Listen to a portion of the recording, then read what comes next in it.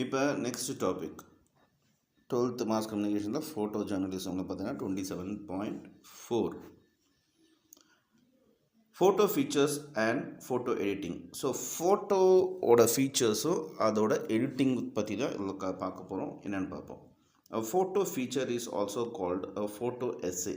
ஒரு ஃபோட்டோ ஃபீச்சரை ஃபோட்டோ எஸ்ஸேன்னு சொல்கிறாங்க.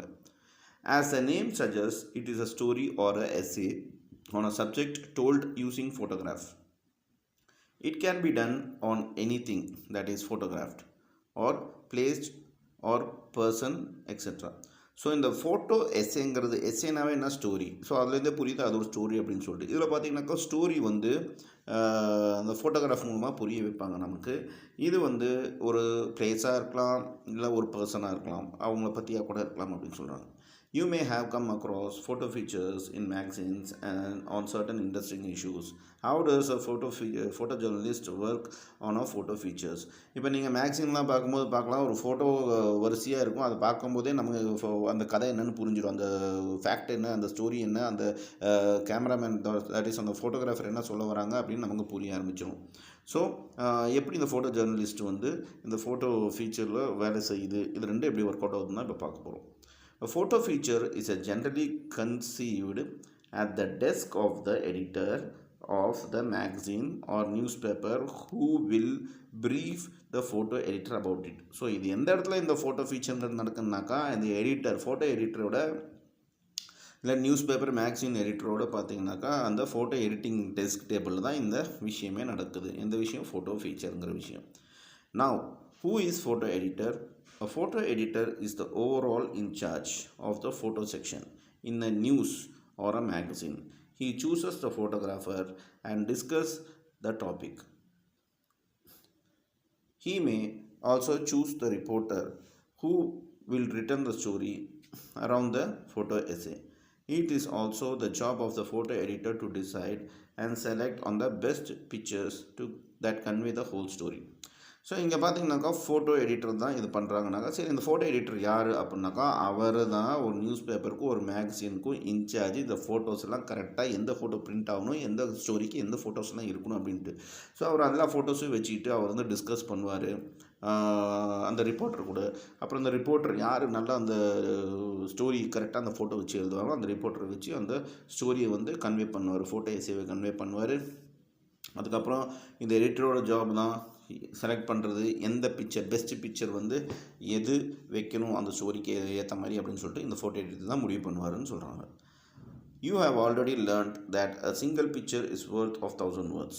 Therefore, a good photo essay which comprises of few very nice pictures will have a greater impact on its viewer than the best written essay. So ஏற்கனவே நம்ம பார்த்துருக்கோம், 1000 வார்த்தை சொல்கிறதுக்கு ஒரு நல்ல பிக்சரை பார்த்தாவே, நல்ல ஃபோட்டோவை பார்த்தாவே புரிய வச்சிடும் நமக்கு அப்படின்னு சொல்லிட்டு. ஸோ இந்த இடத்துல அதுதான் சொல்ல வராங்க. ஸோ ஒரு நல்ல ஒரு பிக்சரு ஒரு கிரேட்டரான இம்பேக்டோடு இருக்கும்போது வியூவருக்கு வந்து அது எஸ்ஏ ரைட்டிங் மாதிரியே பார்த்தோன்னே புரிஞ்சிடும் அப்படின்னு சொல்கிறாங்க. இப்போ எழுதி படித்து புரிய வைக்க தேவை கிடையாது அப்படிங்கிறாங்க. Let us consider the example of a photo feature that will be based on the family and attempt to list 5 photographs which shall introduce them to others. If there are parent, their daughter, the grandparents in family, you may have the following photographs. இப்போ ஒரு photo ஃபீச்சரை பற்றி நம்ம பார்ப்போம். அதாவது ஒரு ஃபோட்டோகிராஃபில் ஒரு குடும்பமே இருக்குது. ஒரு குடும்பம் இருக்குனாக்கா ஒரு நல்ல பிக்சர் எடுத்திருக்காங்க, அவங்க ஃபேமிலி பிக்சரு. அதில் பார்த்தீங்கன்னாக்கா ஒரு பேரண்ட் இருக்காங்க, ஒரு பொண்ணு இருக்காங்க, ஒரு தாத்தா பாட்டி இருக்காங்க, இந்த மாதிரி ஒரு பிக்சரில் இருக்காங்க. இப்போ இதை பற்றி நம்ம குரூப் ஃபோட்டோ பற்றி டிஸ்கஸ் பண்ண போகிறோம். Group photo of the whole family having the meal together. So group ஃபோட்டோனாக்கா ஒரு குடும்பமே உட்காந்து சாப்பாடு சாப்பிட்ற மாதிரி ஃபோட்டோ எடுக்கலாம். Father living for a work. அதுக்கப்புறம் ஃபாதர் அவங்க அப்பா வந்து வேலைக்கு போகிற மாதிரி ஒரு ஃபோட்டோ எடுக்கலாம். Mother preparing food in the kitchen. அம்மா வந்து வீட்டில் ஃபுட்டு சாப்பாடுக்கு ப்ரிப்பேர் பண்ணுற மாதிரி ஒரு ஃபோட்டோ எடுக்கலாம். Daughter coming home from school. பொண்ணு வந்து ஸ்கூல்லேருந்து வர மாதிரி ஒரு ஃபோட்டோ எடுக்கலாம். பேரண்ட்ஸ் வாட்சிங் டிவி. தாத்தா பாட்டிங்க கிராண்ட் பேரண்ட்ஸ் தாத்தா பாட்டிங்க வந்து டிவி பார்க்குற மாதிரி ஃபோட்டோ எடுக்கலாம் அப்படின்னு சொல்கிறாங்க.